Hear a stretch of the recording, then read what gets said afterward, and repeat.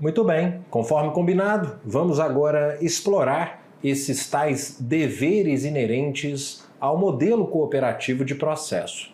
A gente começa aqui apenas rememorando aquele primeiro dever, um dever relativo ao contraditório que estudamos no bloco anterior, esse dever de zelar pelo efetivo contraditório, o contraditório dinâmico, o contraditório substancial. Então, um dever aqui mais voltado ao juízo, o de zelar, incumbindo ao juiz zelar pelo exercício desse contraditório, esse contraditório participativo, substancial, dinâmico, como queiram, sobre o que já falamos. Bom, agora o próximo dever, esse é uma novidade, o chamado dever de esclarecimento. O dever de esclarecimento, pessoal, quanto às partes, primeiramente, ele consiste no dever de as partes apresentarem suas pretensões com clareza, com coerência, sob pena de inépcia. Então, o modelo cooperativo impõe às partes esse dever. E quanto ao juízo, o dever de esclarecimento consiste no dever de requerer às partes esclarecimentos quanto às suas pretensões, para que com isso se evite o proferimento de decisões equivocadas, assim como também o dever de esclarecer os seus próprios pronunciamentos para as partes, o que decorre naturalmente do próprio dever de fundamentação das decisões. Então a gente tem uma ideia de dever de esclarecimento tanto em relação à parte e também o dever de esclarecimento em relação ao juízo. Quanto ao dever de prevenção, pessoal, esse dever consiste no dever de o juízo apontar as deficiências processuais eventualmente presentes nas postulações das partes, evitando-se com isso decisões apressadas, decisões meramente formais, decisões terminativas. Em outras palavras, lembra o professor Mitidiero, é um dever judicial de advertência às partes a respeito da existência de lacunas e eventuais irregularidades em suas manifestações, a fim de quê? A fim de evitar soluções meramente formais do litígio. E percebam que o Código de Processo ele é repleto de dispositivos que revelam esse dever de prevenção, esse dever que o juiz tem de apontar as eventuais deficiências de um processo para evitar com isso, prevenir com isso, decisões meramente terminativas. Por exemplo, o artigo 76, que diz que se o juiz verifica a incapacidade processual ou irregularidade de representação, o que ele faz? Ele suspende o processo e abre prazo para a regularização do vício, fazendo com isso o quê? Prevenindo a extinção do processo. No mesmo contexto, o artigo 139, inciso 9, que incumbe ao juiz o dever de determinar o suprimento de pressupostos processuais e o saneamento de outros vícios processuais.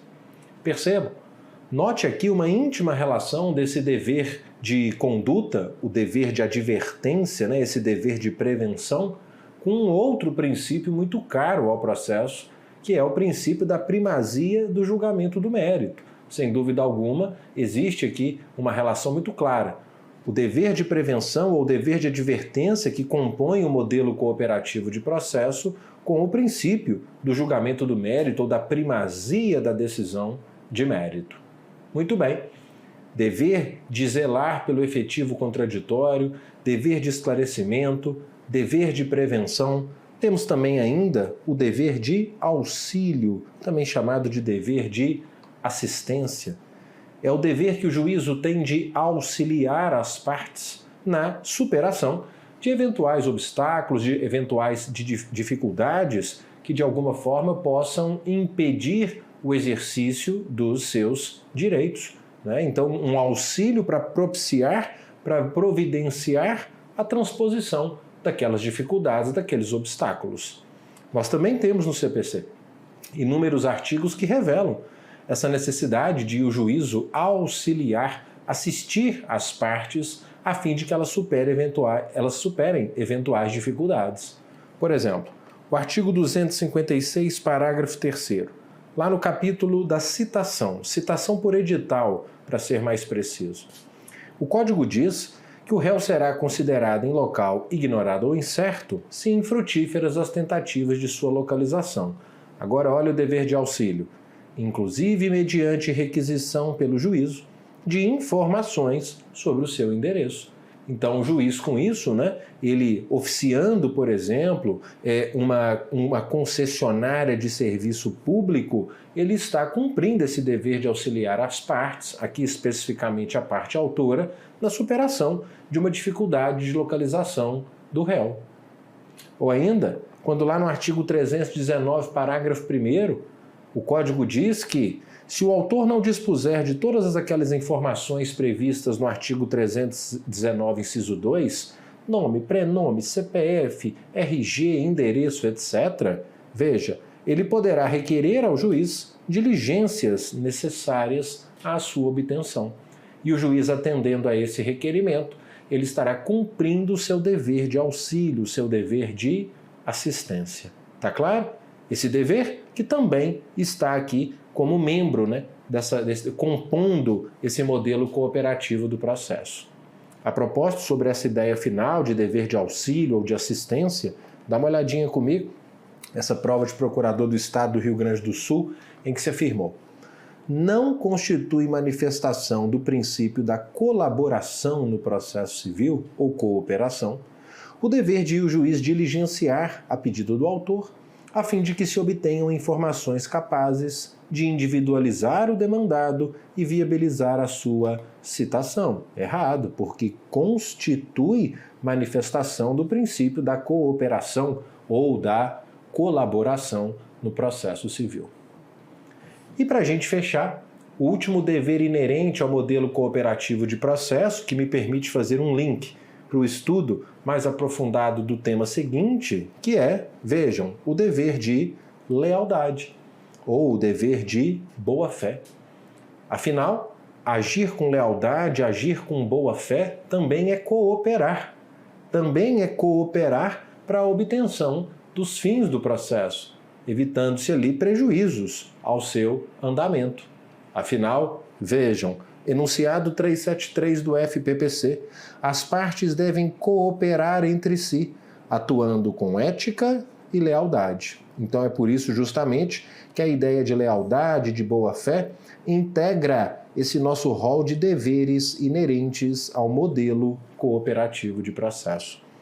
Mas olha que interessante, porque quanto à lealdade, quanto à boa-fé, nós temos então que fazer um destaque especial e um estudo individualizado, até porque o CPC, no artigo 5º, trata expressamente da norma fundamental da boa-fé. Será a nossa quarta norma. Veja, aquele que, de qualquer forma, participa do processo deve comportar-se de acordo com a boa-fé. A ideia da boa-fé diz de perto com uma exigência de lealdade.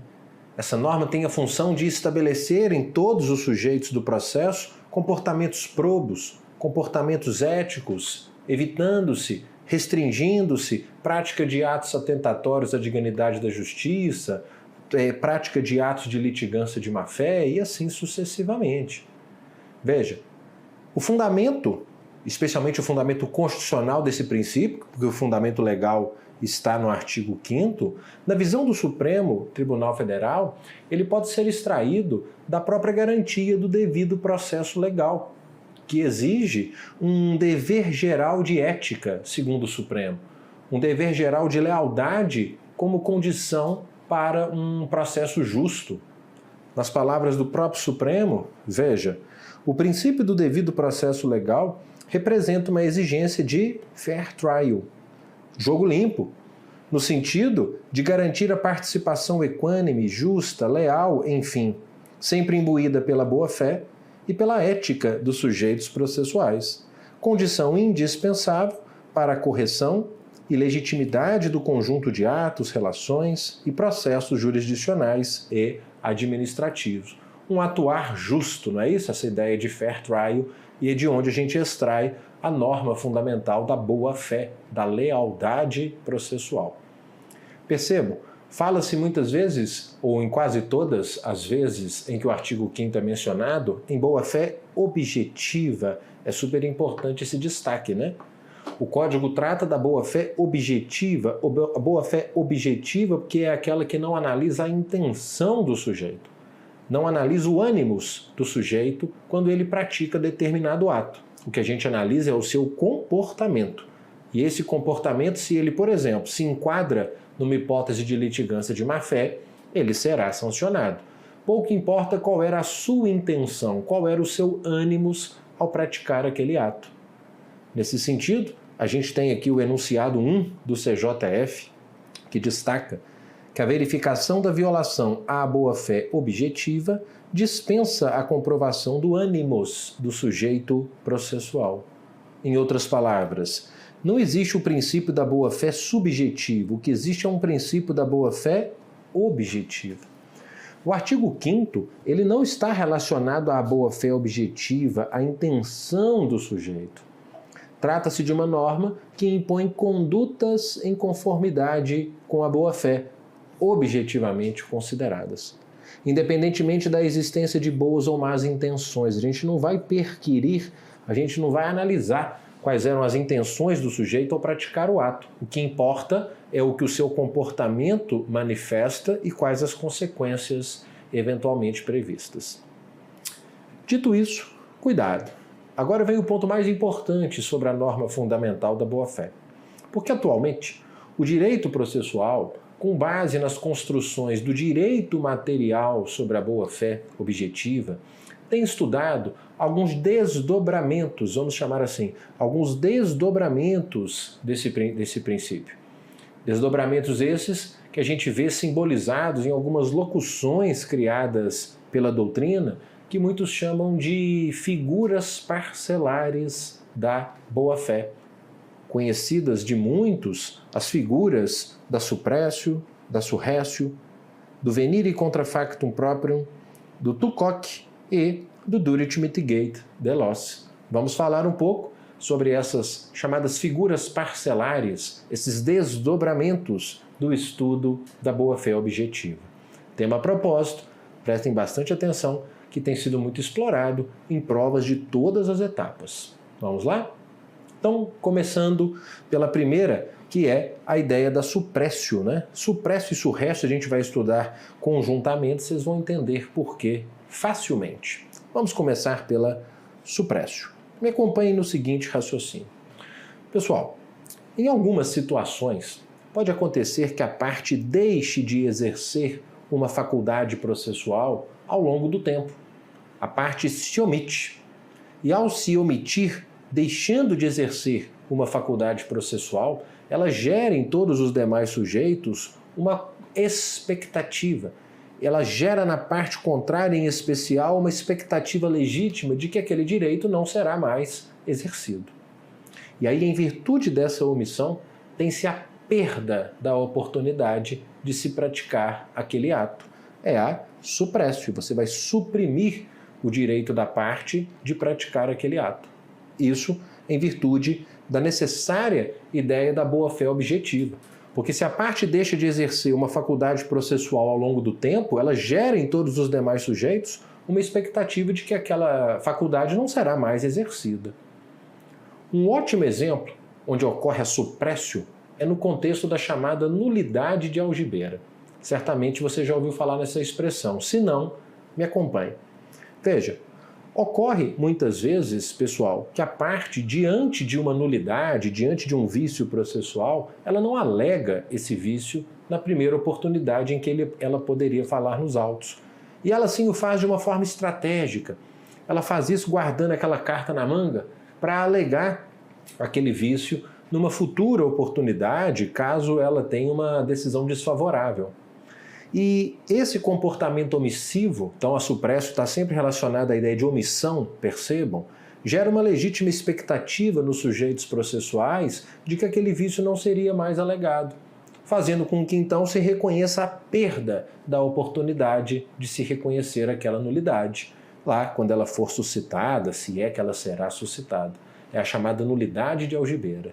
Veja, aqui no informativo 741, por mais uma vez, o STJ voltou a falar do assunto ao lembrar que a jurisprudência não tolera a chamada nulidade de algibeira, que é aquela que, podendo ser sanada pela insurgência imediata da defesa após ciência do vício, não é alegada como estratégia numa perspectiva de melhor conveniência futura. Ah, é? Então a parte, ela se omite? Ela não alega na primeira oportunidade? Então ela viola a boa-fé objetiva. Ela perde a oportunidade de fazê-lo. Suprécio. Faz sentido? Essa é a ideia da suprécio e essa importante correlação com o fenômeno da chamada nulidade de algibeira. Agora, vamos para a surrécio. Pessoal, se a suprécio ela é a perda de um direito em decorrência dessa omissão, em decorrência do não exercício daquele direito pela parte, a surrécio ela é a outra face da moeda, como se costuma dizer. Ela é a aquisição, ela é o surgimento de um direito em decorrência do não exercício daquele direito pela parte contrária. Se com a suprécio eu perco a oportunidade de exercer uma faculdade processual, surge um direito para a parte em decorrência dessa minha omissão. Vamos clarear?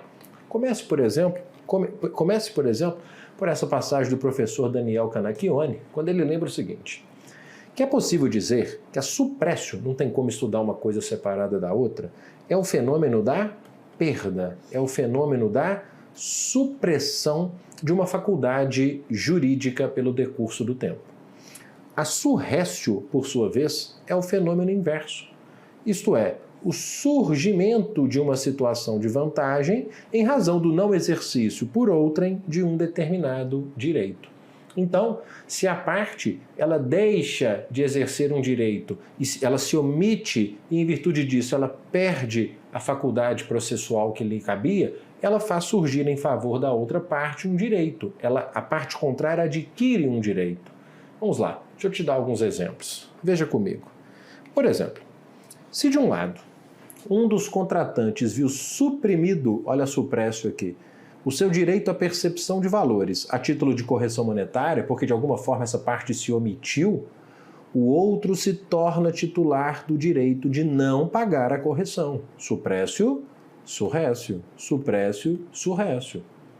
Ou ainda, se o credor teve suprimido, suprécio, o seu direito ao recebimento do valor da multa diária, que incidiria em certo período, em que se configurou uma conduta omissiva, aquele a quem a multa foi imposta tornou-se titular do direito de não pagá-la. Suprécio, surrécio. Então, por isso que a gente diz que a surrécio é a outra face da moeda, ok? Então, esse primeiro combo aí de figuras parcelares da boa-fé objetiva. Suprécio, especialmente cuidado com a ideia da nulidade de algibeira, e a surrécio. A segunda figura parcelar aqui da boa-fé objetiva, esse segundo desdobramento do estudo da boa-fé objetiva, é a proibição de comportamentos contraditórios no processo. É a chamada nemo potest venire contra factum próprio, mais conhecida apenas como venire contra factum próprio, que significa vir contra os seus próprios atos. Pessoal, a venire contra factum próprio ela decorre da adoção de comportamentos contraditórios, como disse, no processo. É o exercício de uma situação jurídica em desconformidade com um comportamento anterior, quebrando ali uma expectativa de coerência que se gera na parte contrária. Veja algumas situações que podem configurar venire contra factum próprio. O artigo 276, exemplificativamente, lá no capítulo das nulidades, ele diz que quando a lei prescrever determinada forma, sob pena de nulidade, a decretação desta não pode ser requerida pela parte que lhe deu causa. Você não pode causar uma nulidade processual e alegá-la. Isso seria vir contra os próprios atos. Isso seria venire contra factum próprio. Isso viola a boa-fé objetiva. Ou ainda, lá no artigo 1000 do CPC, quando o Código diz que a parte que aceitar a decisão não poderá recorrer. Se a parte pratica um ato aceitando uma decisão judicial, seja de forma expressa, seja de forma tácita, e recorre 2 dias depois, isso é vir contra os seus próprios atos. Isso viola a boa-fé objetiva. Isso é venire contra factum próprio. que também nós do processo conhecemos, convenhamos, como preclusão lógica, né? Que é a prática de um ato incompatível com o anterior. Agora, cuidado, não são apenas as partes que podem vir contra os seus próprios atos, né? Caindo então nessa violação à boa-fé objetiva. Como lembra que esse enunciado do FPPC, a vedação do comportamento contraditório também se aplica ao órgão jurisdicional. Então a gente percebe, inclusive, muitas vezes, o juízo incorrendo em condutas contraditórias. Qual que é um exemplo clássico e muitas vezes já visto em provas a propósito? O contexto clássico de venire contra factum proprium pelo juízo é quando o juízo ele indefere a produção de provas, por exemplo, requeridas por ambas as partes, ou apenas requeridas pelo autor, e depois julga o pedido improcedente por falta de provas. Ora, se foi o próprio juízo que indeferiu a produção de provas, ele não pode julgar o pedido improcedente pela falta delas. Nesse sentido, vejam, o STJ reiteradamente costuma lembrar que há cerceamento de defesa quando o juiz indefere a realização de prova, aqui no caso foi prova oral e pericial, requeridas oportuna e justificadamente pela parte, e o pedido é julgado improcedente por falta de provas. Ora, isso viola a proibição de venire contra factum proprium. Nesse contexto, aqui numa prova da Fundep, de procurador municipal, o tema foi abordado da seguinte maneira. Veja, o CPC, ao prescrever que os sujeitos do processo devem cooperar entre si para que se obtenha, em tempo razoável, decisão de mérito justa e efetiva, referiu-se às partes litigantes e não ao julgador, que deve permanecer alheio ao contraditório. Na verdade, o que se quis dizer aqui é, temos tanto o dever de cooperação, do qual a gente extrai a ideia de boa-fé, e da boa-fé a gente extrai a ideia de venire contra factum proprium, é que tanto a cooperação quanto a boa-fé é aplicável a todos os sujeitos. Mas o mais importante aqui, de fato, é focar e compreender bem essa proibição, né, da venire contra factum proprium. Supresso e surrécio, venire contra factum proprium. A terceira figura é a figura do tucoque, que é a figura do tucoque. Tucoque, pessoal, ocorre quando um sujeito viola uma norma jurídica e, posteriormente, ele tenta tirar algum proveito daquela situação. Num claro comportamento ali que causa surpresa indesejada ao ambiente processual, né? Atenta contra o valor confiança, frustra as legítimas expectativas dos sujeitos processuais. No direito civil, vamos começar pelo direito civil, que é de onde, né, os processualistas têm importado toda essa teoria. Um exemplo clássico de tucoque a gente tem lá no artigo 180 do Código Civil, que é quando o menor de idade, ele oculta a sua idade, ou mesmo declara ser maior, para depois ele se eximir de uma certa obrigação, invocando a sua idade, alegando ser menor. Então ele agiu com uma conduta que viola a boa-fé objetiva, é essa conduta que se enquadra nessa ideia do tucoque. Veja, o artigo 180 diz assim: o menor, entre 16 e 18 anos, não pode, para eximir-se de uma obrigação, invocar sua idade. Não pode invocar a sua idade, se dolosamente a ocultou, quando inquirido pela outra parte ou se, no ato de obrigar-se, declarou maior. Veja, então você tem aqui essa ideia relacionada à violação de uma norma jurídica e, posteriormente, tentar tirar algum proveito dessa situação. Outro exemplo, a gente pode citar que ocorre nos casos de exceção de contrato não cumprido, em que aquele que não cumpriu a sua obrigação no contrato exige que a outra parte o faça. O que a gente encontra lá no artigo 476 do Código Civil e que aqui a gente tem um espelhamento no CPC. Então olha o tucoque aqui, ó. Nos contratos bilaterais, nenhum dos contratantes, antes de cumprida sua obrigação, pode exigir o implemento da do outro, o que praticamente, vejam, tem uma ideia reproduzida no artigo 787 do CPC. Então, se a parte não cumpriu a sua obrigação no contrato e exige que a outra parte o faça, ela está agindo nesse contexto de violação à boa-fé objetiva, esse contexto da TUCOC.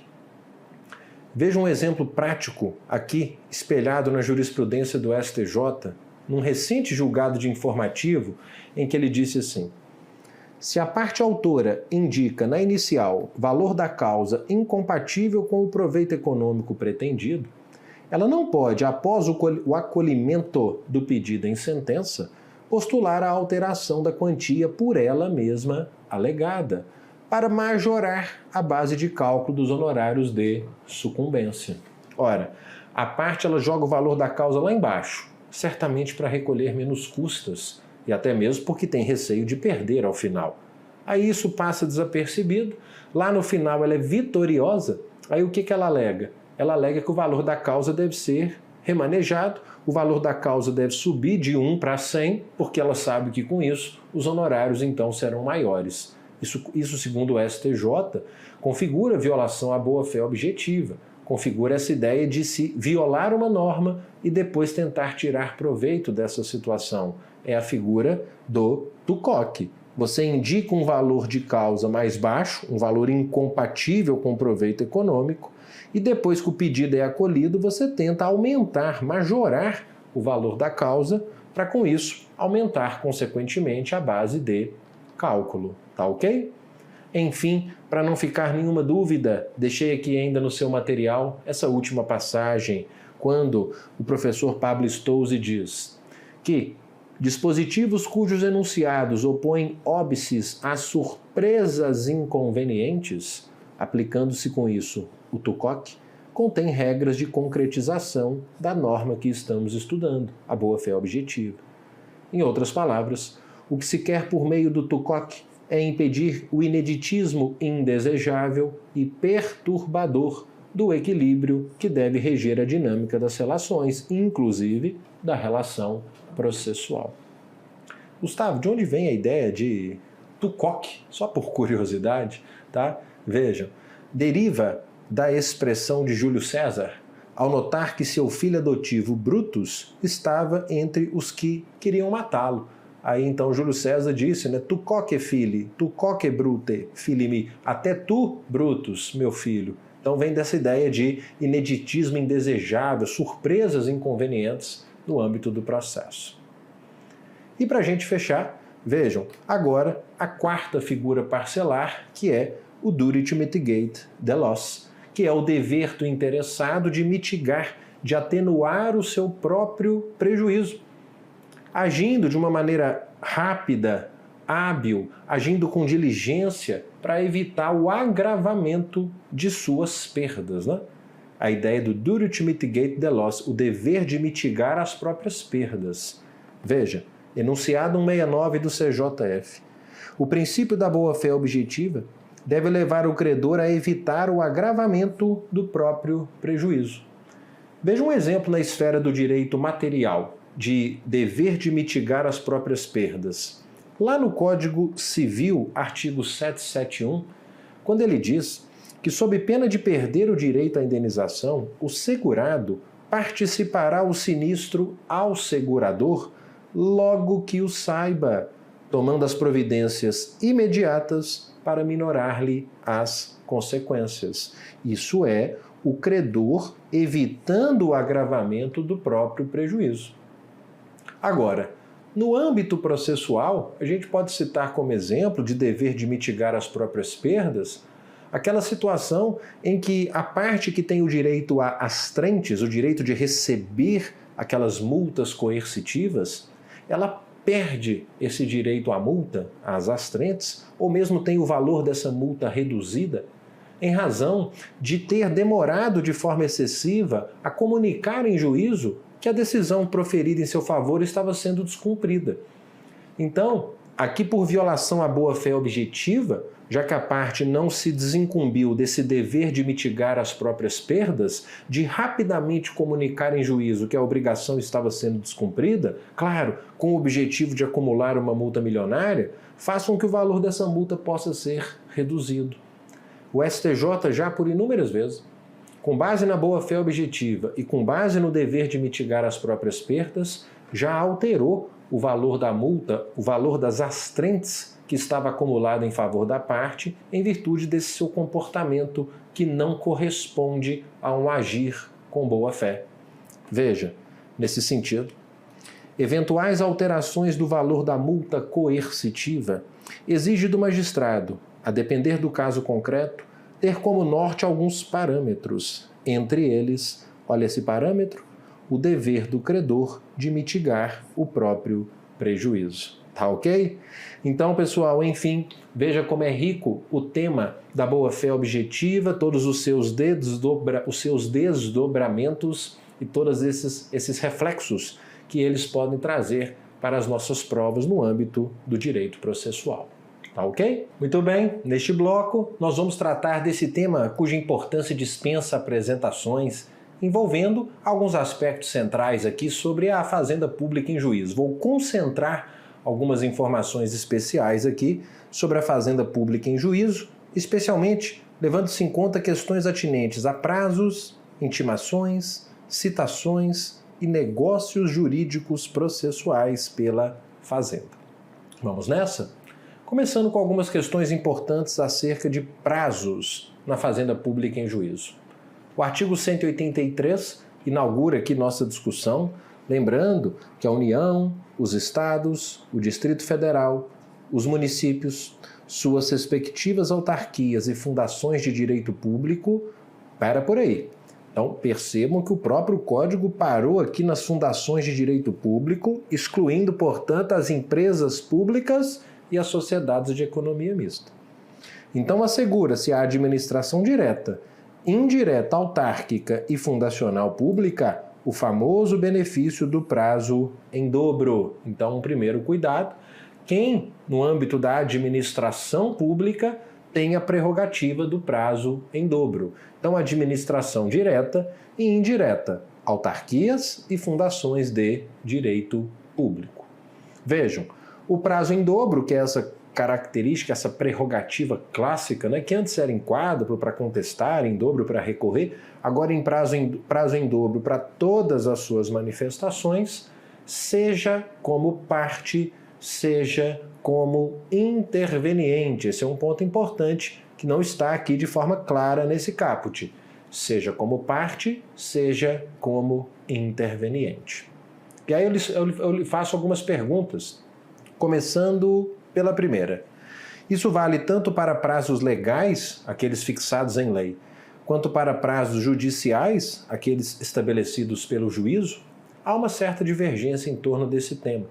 Alguns entendem que não, que apenas para prazos legais. Para prazos judiciais, não haveria essa prerrogativa.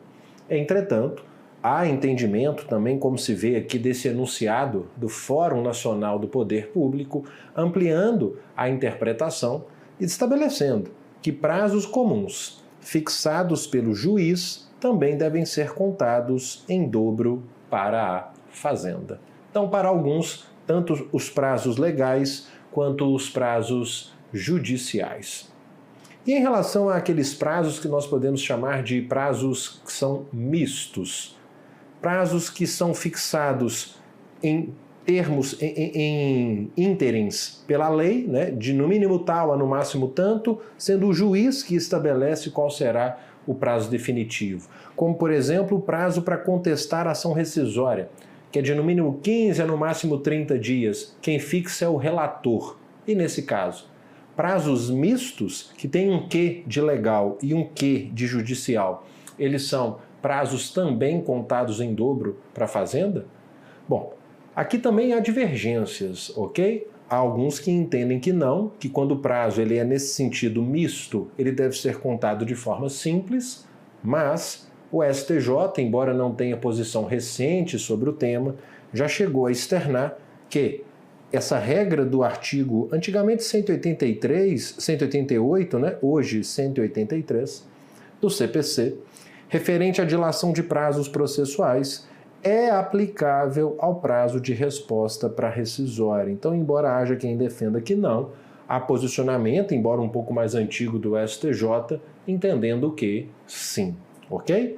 Então, para prazos legais, induvidosamente, para prazos judiciais e para prazos mistos, há posicionamento que defende sim a aplicação dessa prerrogativa. Agora é importante a gente destacar umas três ou quatro situações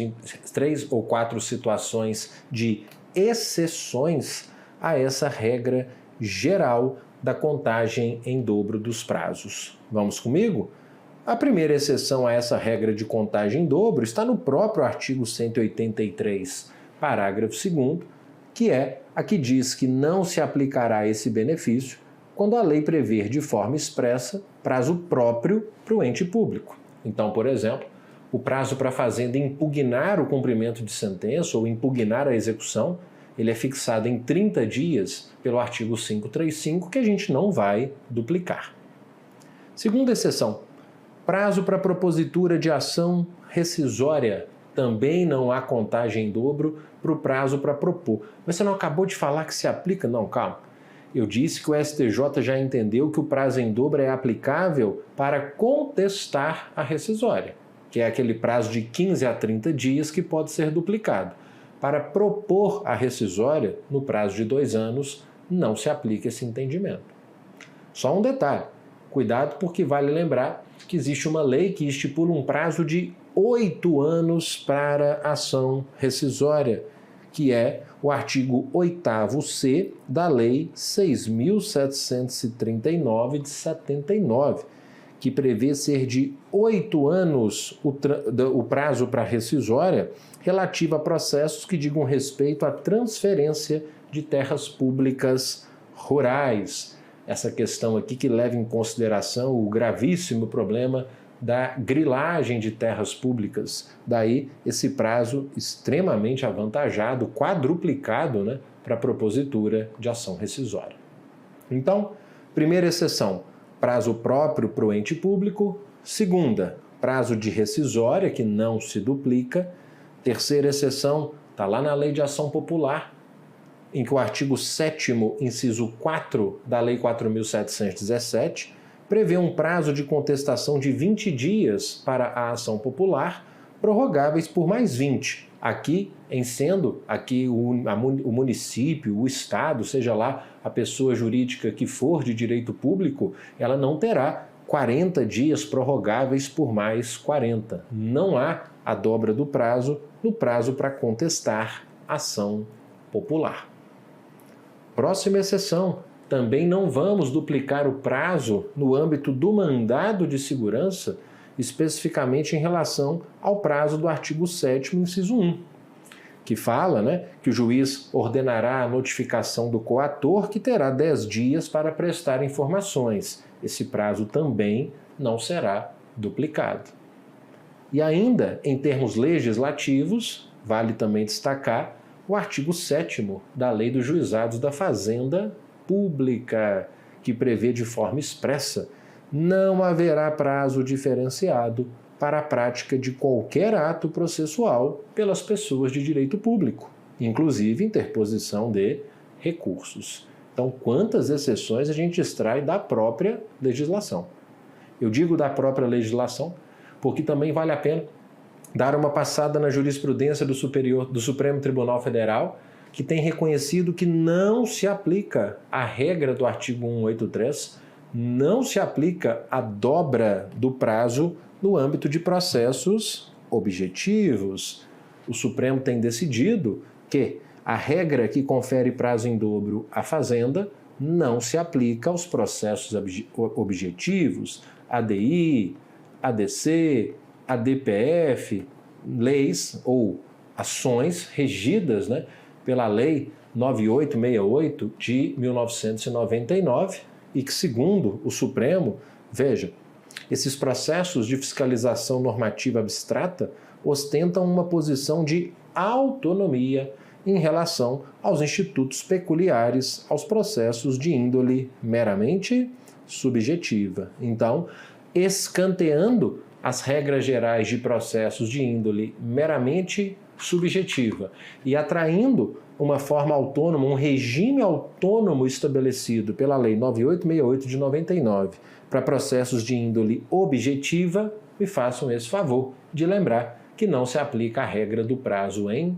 dobro. Reconheçam, portanto, que o direito processual constitucional ele é dotado dessa autonomia, né, sendo regido por princípios próprios, em que a gente afasta essas regras e esses interesses meramente subjetivos. E para fechar, quanto ao prazo em dobro, uma última reflexão. Será que nós podemos cumular a regra do artigo 183, que trata do prazo em dobro, com a regra do artigo 229, que dá prazo em dobro para litisconsortes com procuradores diferentes, de escritórios diferentes, em processos com autos físicos?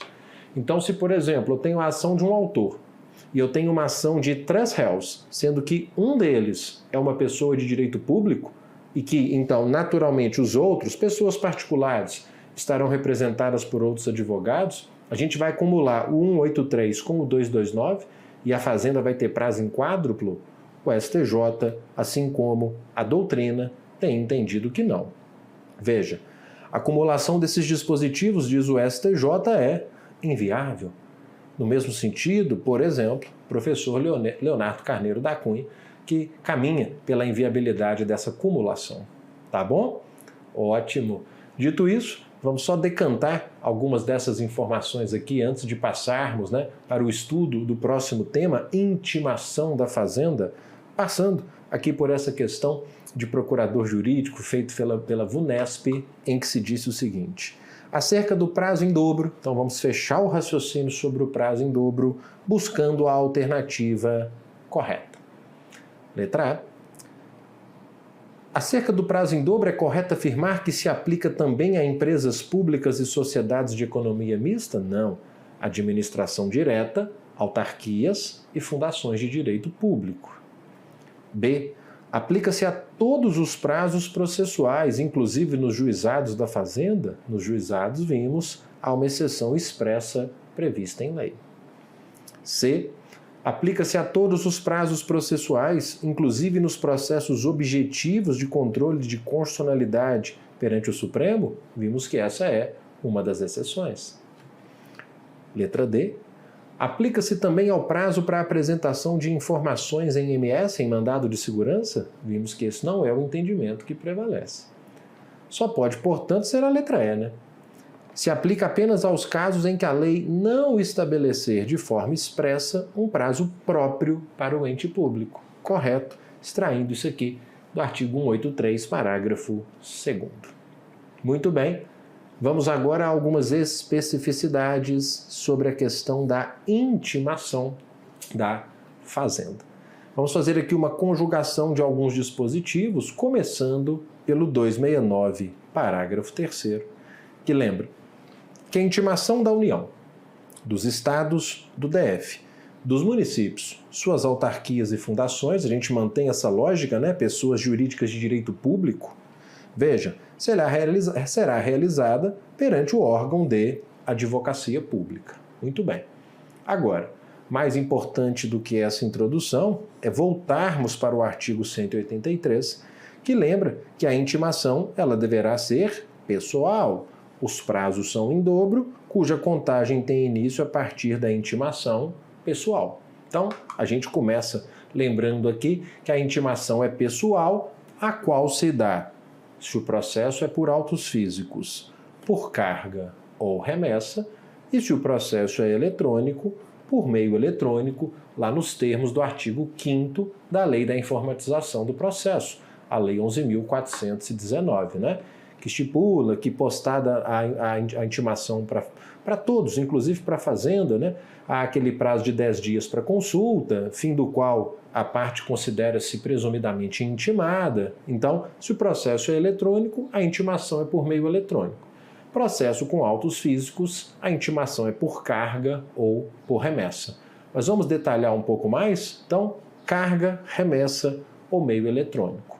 Começando aqui falando sobre a intimação por carga. Vale lembrar que sobre intimação por carga, a propósito, existe uma regra geral, não só para a advocacia pública, mas também para ela. Lá no artigo 272, parágrafo 6º, segundo o qual a retirada dos autos do cartório ou da secretaria em carga, veja, inclusive pela advocacia pública, implicará intimação de qualquer decisão contida no processo, mesmo que pendente de publicação. A propósito, o artigo 231, inciso 8, diz que, nesse caso, o dia do começo do prazo é o dia da carga. Então, feita a carga, considera-se a advocacia pública intimada e o dia da carga é o dia do começo do prazo. Lembrando que o dia do começo tem que ser excluído da contagem, começa a contar no primeiro dia útil seguinte. Intimação por carga ou intimação por remessa, né? Em se tratando de autos físicos, ou a intimação é por carga ou por remessa. Lembrando que quando a intimação é por remessa, a fazenda considera-se intimada não no dia em que ela põe o seu ciente nos autos, né? Mas propriamente naquele dia em que a representação judicial do órgão público recebe aqueles autos, né? Da sua entrada, a entrada dos autos na repartição administrativa do órgão. Vale sempre lembrar, né, que se a intimação for feita por remessa, a contagem do prazo, segundo o entendimento do STJ, ela inicia-se no dia da remessa dos autos com vistas, ou, se as datas não coincidirem, do recebimento destes por servidor do órgão, e não pelo dia em que o representante manifesta a ciência, não é isso? Então vale sempre lembrar essa especificidade da intimação por remessa. Agora, se o processo é eletrônico, a intimação se dá por meio eletrônico. A intimação por meio eletrônico, que, como eu antecipei, ela se dá no portal próprio do PJE, né, do Processo Judicial Eletrônico. Àqueles que estiverem devidamente cadastrados, tudo lá nos termos do já citado artigo 5º da Lei 11.419, a Lei da Informatização do Processo. E nesse sentido, veja, o artigo 270, ele é muito claro, ao confirmar a validade dessa intimação, ao lembrar que elas serão, sempre que possível, realizadas por meio eletrônico e que aplica-se à advocacia pública o parágrafo 1º do artigo 246, que é o parágrafo que impõe o cadastramento, inclusive das pessoas jurídicas de direito público, no portal próprio do PJE, o cadastramento para fins de recebimento de intimações. Tá claro? E não para por aí. Quer que eu cite o 246, parágrafo 1º? Tá aqui, ó. As empresas públicas e privadas são obrigadas a manter cadastro nos sistemas de processos em autos eletrônicos, para que as intimações sejam feitas preferencialmente por esse meio. Gustavo, só empresas públicas? Calma. O parágrafo 1º também se aplica à União, Estados, DF, municípios e as entidades da administração indireta, ok? E cuidado, o Código de Processo, lá nas disposições finais e transitórias, sobre essa imposição de cadastramento dos entes da administração pública perante o processo eletrônico, estabeleceu para isso um prazo de 30 dias. Veja, a União, os estados, DF, municípios e suas entidades da administração indireta e a advocacia pública, no prazo de 30 dias a contar da entrada em vigor do CPC, deverão realizar esse cadastro. Então, em tese, todos já deverão ter realizado o cadastro no portal próprio do PJE, a fim de que as intimações se deem como vem se dando eletronicamente, a intimação via PJE. Um detalhe, chegou ao STJ a seguinte questão: e se a pessoa jurídica de direito público ela não fizer o cadastro no sistema de intimação eletrônico, especialmente no sistema de intimação eletrônico do STJ? O STJ entendeu que, nesse caso, se não for feito o cadastro no sistema de intimação eletrônica, será válida a publicação, inclusive, da pessoa de direito público, feita no Diário da Justiça eletrônico. Percebam, aqui nesse julgado do informativo 716, ele entendeu que não há ofensa à prerrogativa de intimação pessoal que estamos estudando, quando o ente público deixa de realizar o cadastramento no sistema de intimação eletrônica do STJ, nos termos do artigo que eu acabei de citar, que deu 30 dias para que esse cadastro fosse feito, sendo válida a intimação pela publicação no DJE, o Diário da Justiça Eletrônico. Tá bom? Bastante cuidado com essa especificidade quanto à intimação pessoal. Intimação pessoal que se dá, repito, então, por carga, remessa ou meio eletrônico, e sobre a intimação por meio eletrônico, cuidado com essas observações finais. E um detalhe, você lembra que o STF entendeu que nos processos objetivos não se aplicava a prerrogativa do prazo em dobro? Pois bem, vale lembrar que ele entende que nesses processos também não se aplica a prerrogativa da intimação pessoal. Veja, o Supremo aqui entendendo que num caso concreto foi declarado intempestivo um recurso, já que as prerrogativas de prazo em dobro, sobre o que já falamos, e de intimação pessoal, sobre o que estamos falando, não têm aplicação em sede de ação direta de inconstitucionalidade. Então, tanto a prerrogativa de prazo em dobro quanto a prerrogativa de intimação pessoal tem sido afastada pelo Supremo no âmbito de processos objetivos, processos de controle de constitucionalidade. E uma última pergunta. Gustavo, e aquela intimação, a chamada intimação direta, prevista lá no artigo 269 do CPC, mais especificamente no parágrafo 1º, em que o advogado de uma parte intima o advogado da outra parte? Será que isso tem aplicação quando a fazenda ela faz parte do processo? Veja, aqui o enunciado 578 do FPPC está dizendo que não. Que em vista dessa previsão especial que a gente está estudando, a do parágrafo 1º do artigo 183, e que assegura a prerrogativa da intimação pessoal da fazenda, a ela não se aplica o 269, parágrafo 1º. 269, parágrafo 1º, que eu trouxe aqui para vocês, que lembra que é facultado aos advogados promover a intimação do advogado da outra parte por meio do correio. Isso não será possível, então, quando a parte a ser intimada for a fazenda, que precisará ser intimada de forma pessoal, por carga, por remessa ou por meio eletrônico. E para fecharmos, a questão da citação da fazenda. Veja, quando a gente fala de citação da fazenda, a gente vai começar o raciocínio pelo artigo 242, parágrafo 3º, que lembra que a citação da União, dos estados, do DF, dos municípios e de suas respectivas autarquias e fundações será realizada perante o órgão de advocacia pública. Ok, tenho certeza que ninguém tinha nenhuma dificuldade acerca disso. Agora vem a parte mais importante. Porque, tradicionalmente, a citação da fazenda ela sempre foi feita por oficial de justiça, né? Já que desde o CPC de 73 era vedado citar a fazenda pública via postal, né, pelo correio. Agora, mais recentemente, né, acerca da citação, a fazenda também vem entrando no contexto da citação eletrônica. Por quê? Porque o parágrafo 1º do artigo 246, pelo qual já passamos neste bloco, lembra que as empresas públicas, mas também o que vai se aplicar por força do parágrafo 2º, a União, estados, etc., veja, elas deverão se cadastrar no sistema de processos eletrônicos para recebimento de citações. Então, não só para intimações, mas também um cadastro no sistema para fins de recebimento de citações, as quais serão efetuadas preferencialmente por esse meio.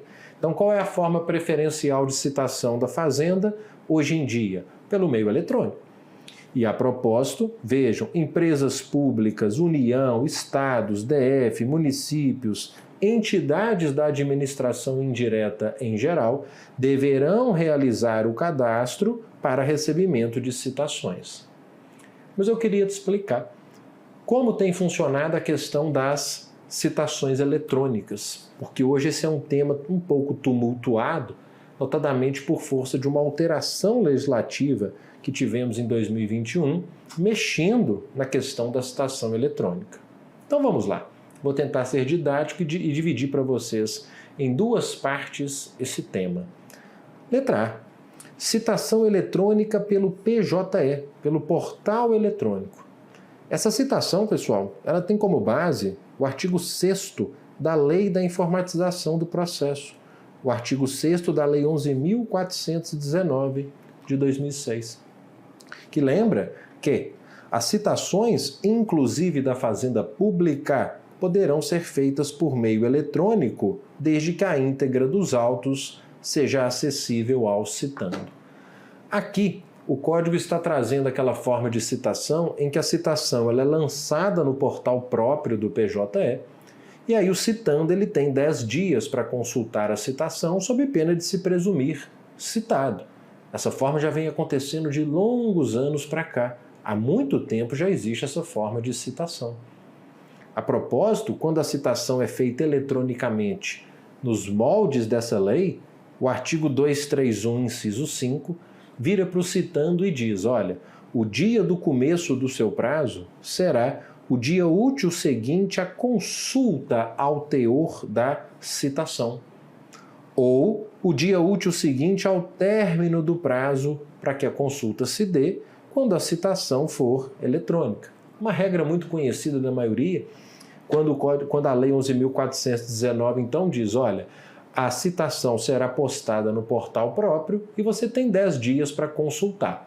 Se você consulta na segunda-feira, o primeiro dia útil seguinte é o dia do começo do prazo, por exemplo, para contestar. Ou se você não consulta em 10 dias, o primeiro dia útil seguinte ao término desse prazo é o dia do começo do prazo para contestar. Então, essa forma de citação eletrônica que vem de muitos anos para cá é a que eu estou chamando de letra A. É a citação eletrônica pelo portal eletrônico PJE. Todavia, pessoal, essa forma de citação eletrônica ela tende a ser extinta. Por quê? Porque todas as citações eletrônicas passarão a ser feitas de uma outra forma, que é a nossa letra B, que é a citação eletrônica pelo chamado domicílio judicial eletrônico, que a gente vai encontrar tanto no CPC em virtude de uma alteração de 2021, quanto numa resolução recente do Conselho Nacional de Justiça.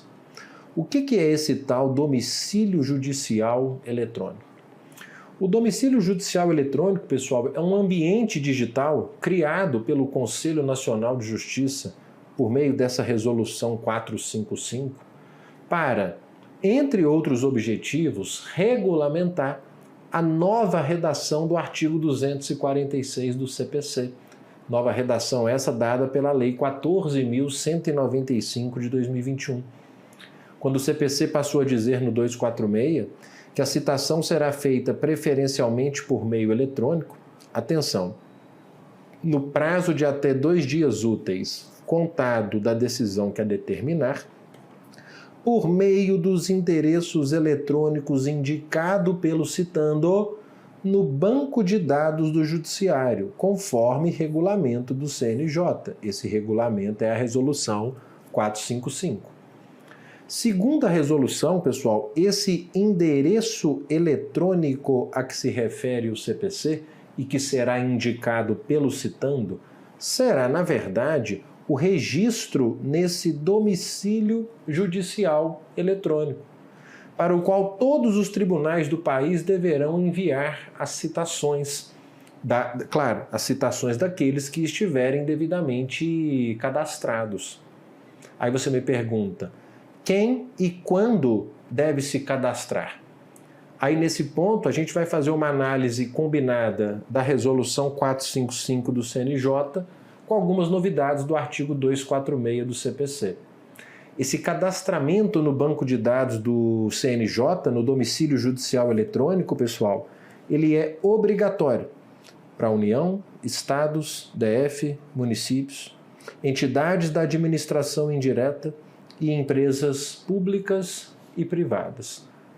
A propósito, em 15 de agosto de 2023, se encerrou, né, o cadastramento do primeiro público-alvo, que foram as instituições financeiras.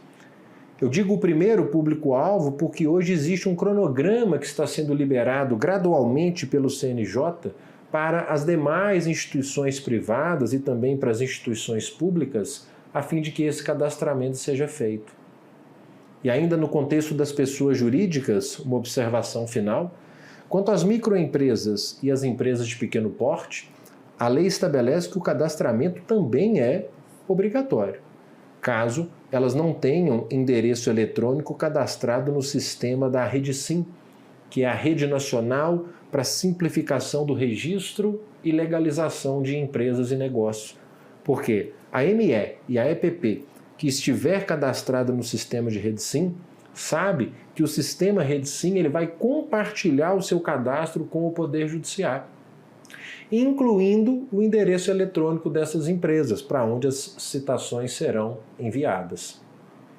Quanto às pessoas físicas, a resolução do CNJ estabelece que o cadastramento é facultativo. E agora vem o ponto mais importante. Como é feita essa citação eletrônica daqueles que estão devidamente cadastrados nesse domicílio judicial eletrônico, segundo a resolução 455 do CNJ? Funcionará da seguinte forma. Me acompanhe. Veja, segundo o Código Pessoal, será enviada a citação eletrônica com orientações para confirmação de recebimento e um código identificador do citando. Então, será enviada para o domicílio judicial eletrônico a citação eletrônica, com orientações para a parte poder confirmar o recebimento. Qual que é o prazo que a parte terá para confirmar o recebimento? Diz o código que ela terá 3 dias úteis a contar do recebimento para fazer essa confirmação. Do recebimento, leia-se, né, da data do envio da comunicação processual a esse domicílio judicial eletrônico. Então, enviou a citação para o DJE, a parte tem 3 dias úteis para confirmar o recebimento. Aí você então vai me perguntar: Gustavo, a parte pode confirmar ou não confirmar, certo? Certo. O que acontece em cada um dos casos? Se a parte confirma o recebimento dentro desse prazo, ótimo. Aí, o artigo 231, no novo inciso 9, vai dizer que o dia do começo desse prazo, imaginemos um prazo para contestar, será o 5º dia útil seguinte à confirmação. Então, cuidado. Enviou a citação eletrônica, a parte tem 3 dias para confirmar. Imagine que ela confirme na segunda. O 5º dia útil seguinte à confirmação, terça, quarta, quinta, sexta, na segunda da semana seguinte, teremos o dia do começo do prazo. Por exemplo, o prazo para contestar. Lembrando que o dia do começo tem que ser excluído da contagem, né? Então é assim que vai funcionar. Enviou a citação eletrônica para o domicílio judicial eletrônico, a parte tem 3 dias para confirmar o recebimento. Confirmou, o 5º dia útil seguinte a essa confirmação é o dia do começo do prazo. Gustavo, mas e se a parte não confirmar? Se ela não confirmar, ela será a citação realizada pelas formas tradicionais, correio, edital, oficial de justiça, etc. Aí você fala: Gustavo, então ninguém vai querer confirmar, né? Porque vai ganhar tempo, já que em não confirmando, a parte terá que ser citada pelas vias, digamos, tradicionais. Pois é. Mas se isso acontecer, e cuidado porque na sua prova eles vão falar que se a parte não confirmar, será hipótese de revelia e não é revelia. Se não confirmar, ela tem que ser citada pelas formas tradicionais. Mas, na primeira oportunidade de falar nos autos, ela tem que apresentar uma justa causa para não ter confirmado o recebimento. E se ela não apresentar essa justa causa ou apresentar e for rejeitada, isso configurará ato atentatório à dignidade da justiça, passível de uma multa de até 5% do valor da causa. Então, muito cuidado. Não confirmado o recebimento pela parte, ela não vai ser revel. Não confirmado o recebimento pela parte, ela vai ser citada pelas formas, digamos, tradicionais. Só que aí, na primeira oportunidade que ela tiver de falar nos autos, ela tem que apresentar uma justa causa para não ter confirmado.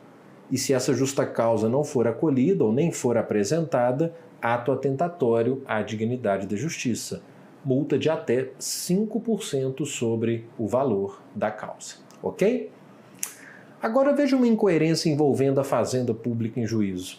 Porque o 247, de uma forma quase inexplicável, ele diz que a citação no processo civil será feita por meio eletrônico ou pelo correio para qualquer comarca do país, exceto quando o citando for pessoa de direito público. Ora, a gente acabou de ver que a administração está integralmente incorporada na citação eletrônica, seja o CPC, seja o CNJ, determinam o cadastramento das pessoas de direito público.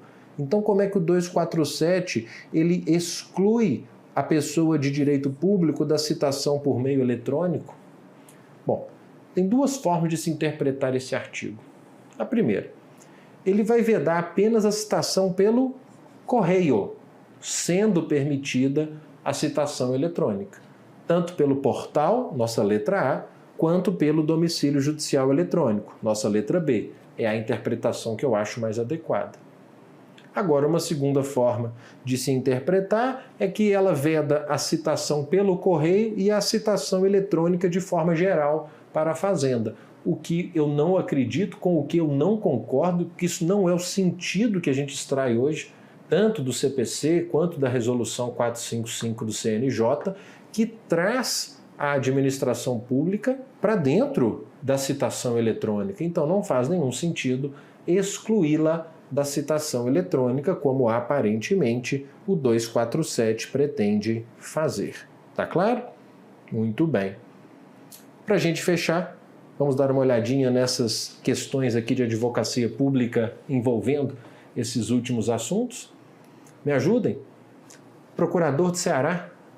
As empresas públicas possuem o dever de manter cadastro nos sistemas de processos em autos eletrônicos para efeito de recebimento de citações e intimações, as quais serão efetuadas preferencialmente por esse meio. Certíssimo. Como vimos, não é isso? Então, preferencialmente, citações e intimações das empresas públicas pelo meio eletrônico. Não só das empresas públicas, né? Também aos órgãos da administração em geral. Segunda, Fundatec. A citação da União, dos estados, DF, municípios, suas autarquias e fundações de direito público será realizada perante o órgão de advocacia pública responsável por sua representação. Correto? Também como vimos, né? E ainda, e por fim, Procurador Jurídico da Câmara, VUNESP 2019, a citação dos municípios deverá ser feita na pessoa... Não, do prefeito não, né, gente? Representante do Poder Executivo, né? A citação dos municípios será realizada perante o órgão de advocacia pública responsável por sua representação, né? Claro, lembrando que nem todo município tem propriamente procuradoria, mas como regra é no órgão de procuradoria. Fechou? Muito bem.